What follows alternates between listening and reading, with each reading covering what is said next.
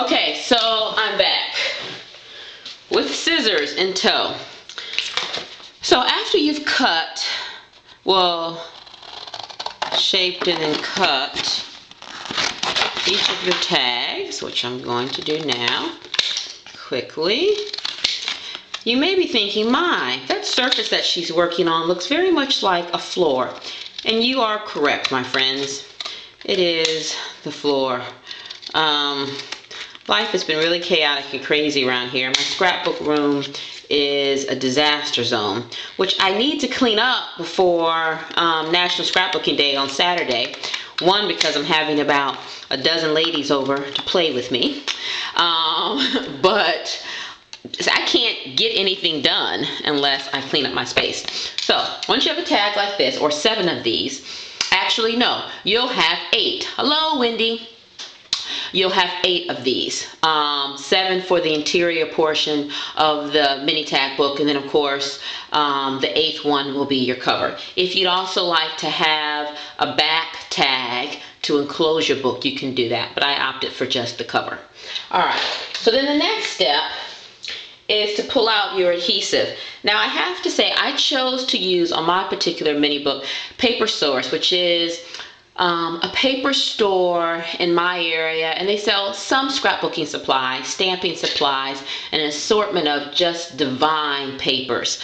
And this PVA is really, it's a bookbinding glue, acid-free, pH neutral, and really affordable. This huge thing was $8.50, and I have to say it only takes a little bit. So I actually use this, but for the sake of not getting too messy, I'm just going to pull out my inexpensive glue stick.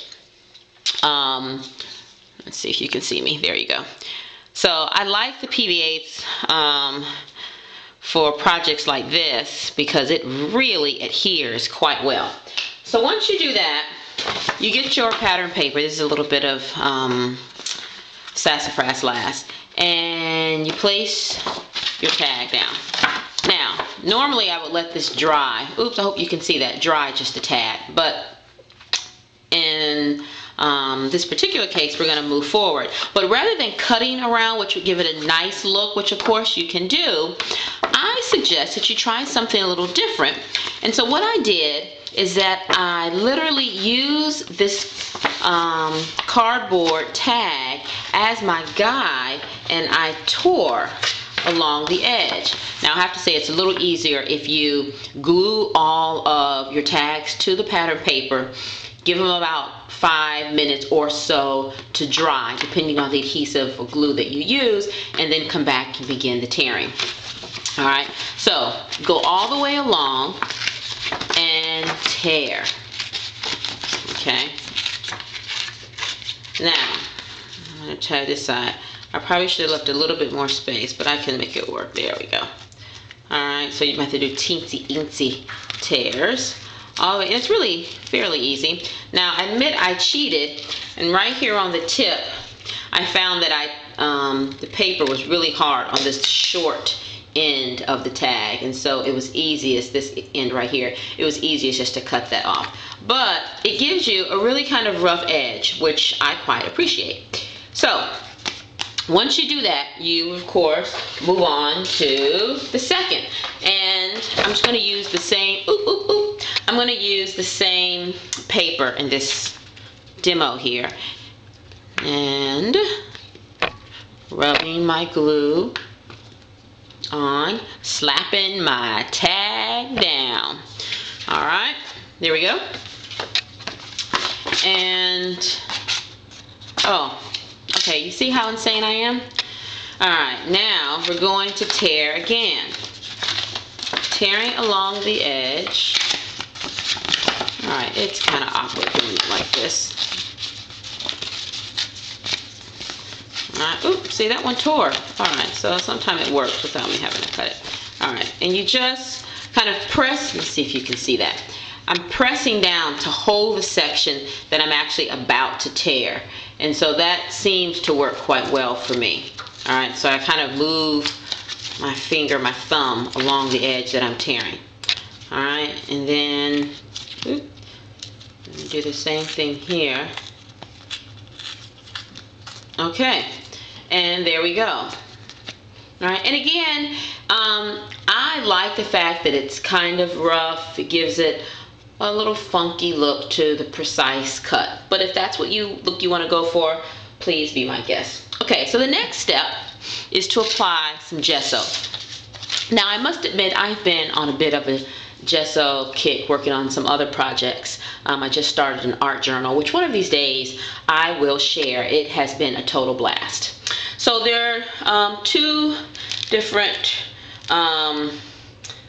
companies of gesso that I've used. The Golden, which is probably the most common brand used by artists and scrapbookers, which I have to say I quite prefer to the slightly less expensive Liquidex brand of gesso. Both work fine, but I do think the Golden is a tad bit thicker. All right, so you'll see I've cracked. Let's see if I can open this one. Can't open that one today. So I'm just gonna do this. So now you're going to take, and this is a lot of times what I use the cardboard for, simply as my little mat for paint and gesso and stuff. Okay, because then I can throw it away when I'm done.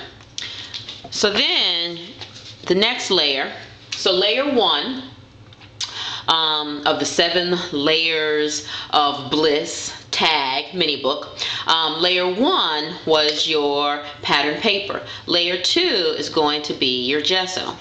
And what's really nice is that we're going to apply this gesso, okay? And I just kind of lightly brush it on, making sure I do get the ends, all right? And it does kind of, oh, can you see all that? Was I even in the camera? Ha ha ha. All right, so lightly brush it over. I love getting messy. My hands, clearly you can tell I am in need of a manicure, but I have simply not had the time. And guess what? One of my dearest friends bought me a spa gift certificate for manicure, pedicure, and massage. Can I say, man, they are sweet to me. So I need to go use that quite soon. The weather's warming up, so gotta make sure the toes and fingers are at least half decent. Oh, I digress. All right, so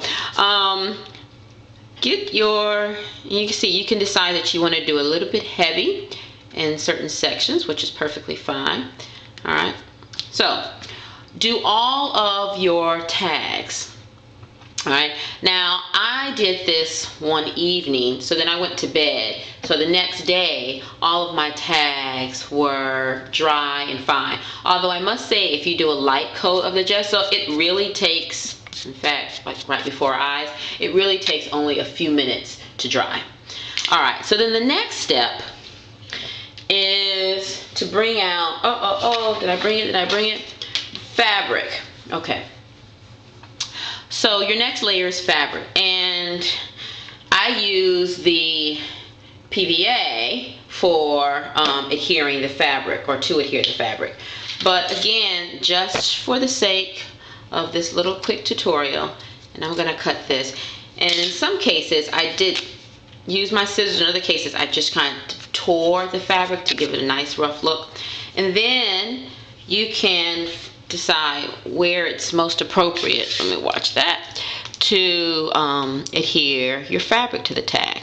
So this really is about your personal preference in terms of placement. I think I kind of liked on some of my tags having a little bit of fabric peeking out from the top or the bottom. All right, but it's really up to you. Okay, so now I've done that, and I'm moving these steps along. So now we're at layer 3, fabric. All right, layer 4, normally I would let the gesso completely dry. All right, but we're gonna move on. Layer 4 is to apply a little bit of glue. All right, I'm sorry, did I say glue? You know, I haven't had any caffeine today. A little bit of paint. And okay, so I'm just gonna decide where you want to apply it on the tip.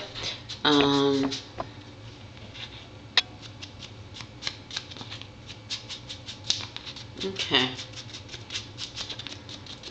All right, so we now have 4 layers. And again, I might walk away. Perhaps I would attempt to unload the dishwasher and put a few more dishes in there while I allow this to dry. Perhaps. I didn't say necessarily. Okie dokie. Now, the next, so that's 4 layers. And those, I'd say, you want to make sure that you kind of let them dry and harden, because what's really wonderful about using the gesso is that it creates a really nice, strong foundation.